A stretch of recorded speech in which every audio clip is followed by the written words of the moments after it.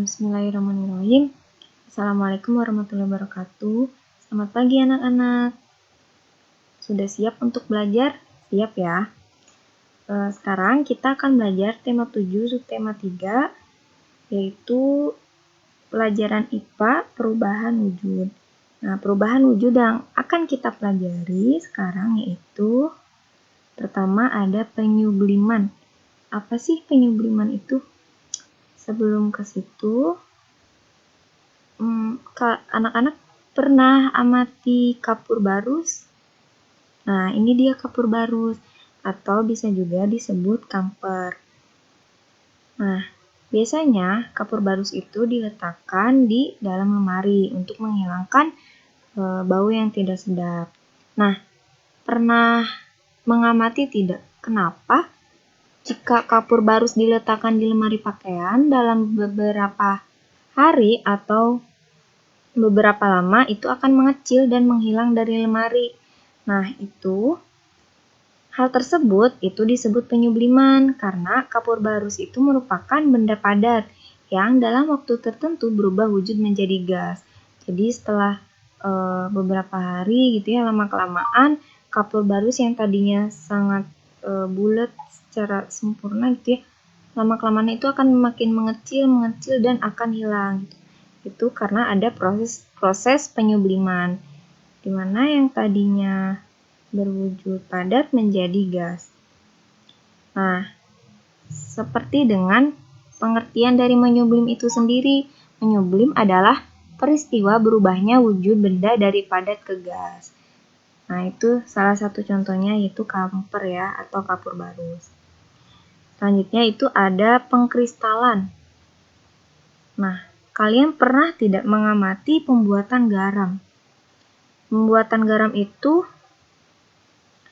Proses pembuatan garam itu termasuk ke pengkristalan. Kenapa? Karena garam terbuat dari air laut yang kemudian diuapkan dengan matahari di dalam petak-petak hingga tersisa kristal-kristal garam.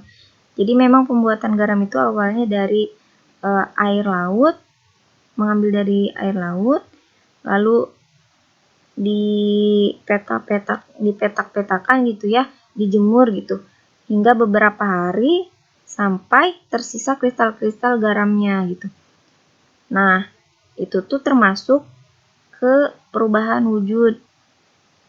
Pengkristalan, untuk pengertian pengkristalan sendiri, pengkristalan adalah perubahan wujud benda dari gas menjadi padat dengan proses pelepasan maupun penyerapan kalor atau panas. Nah, untuk proses pembuatan garam ini termasuk ke proses penyerapan kalor gitu. Selanjutnya itu ada pengembunan. Nah, pasti kalian juga sudah mengetahui gitu ya pengembunan itu. Sebelumnya sudah pernah mengalami peristiwa ini? Sepertinya sudah sangat sering ya. Ini adalah air putih yang ditambah dengan es batu gitu. Itu akan memunculkan titik-titik air di luar gelasnya. Nah, ketika meminum air es, maka akan melihat adanya titik-titik air di dinding tempat air es tersebut. Nah, kenapa itu terjadi?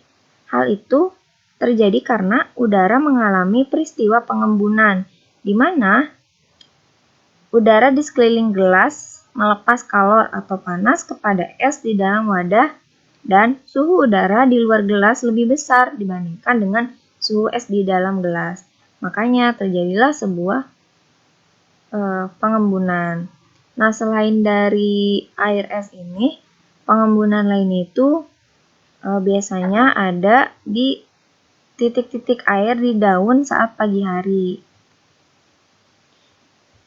Nah, untuk itu, selanjutnya itu ada tugas. Silakan kalian membuat percobaan di rumah, yaitu percobaan pengembunan gitu. Dengan alat dan bahan, ada es batu dan gelas kaca gitu ya. Tinggal disiapkan alat dan bahannya, lalu percobaan. Nah, setelah selesai, di saat proses percobaan, kalian bisa dicatat gitu. Setelah 1 menit, ada perubahan atau tidak gitu. Kalaupun ada perubahan, apa perubahan yang terjadi, lalu 5 menit kemudian, 10 menit kemudian, hingga 25 menit. Setelah selesai mengamati, maka dibuatlah kesimpulannya. Nah, dokumentasikan saat kalian percobaan dan catat perubahan yang terjadi beserta kesimpulannya. Setelah itu, kalian bisa mengumpulkan di Google Classroom ataupun via WhatsApp gitu ya. Nah, sekian pembelajaran kali ini. Tetap semangat. Jangan lupa kerjakan tugasnya, difoto dan dikirim ya ke Google Classroom dan dikirimkan dengan tepat waktu.